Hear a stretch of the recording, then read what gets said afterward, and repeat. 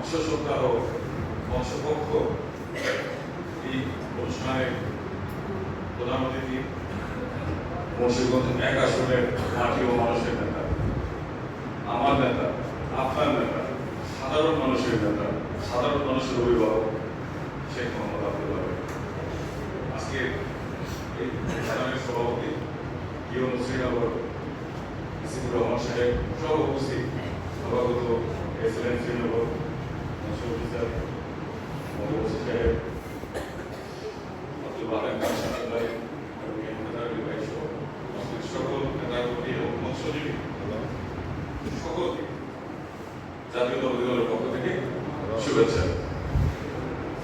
আমরা একটা গান শুনতাম না, আগে কি সুন্দর দিনটা দেখতাম। আমরা কিন্তু আমাদের শৈশবে মাছ থাকতে হইতো না, মাছ কিন্তু সরকারের পক্ষ থেকে খালে বিলে পুকুরে মাছ থাকতে হইতো না, এমনি মাছ খাইতাম।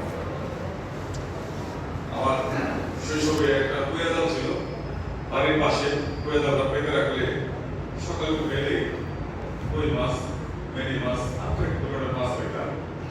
আমাদের হয়ে যেত প্রতিদিন, অনেক সময় সাপও পাইতাম। আর শুকনো মৌসুমে একটা নৌকা ছিল, কোষা নৌকা, আমার বাড়ির পাশে পুকুরে ডুবে রাখতাম। মা আমার ওটার কিছু দিয়ে রাখতো, এই গাছের ডালপালা দিয়ে রাখতো। ওইটাও 2-3 দিন পরে ফেলে বেশ কিছু মাছ পেতাম, হয়ে যেত।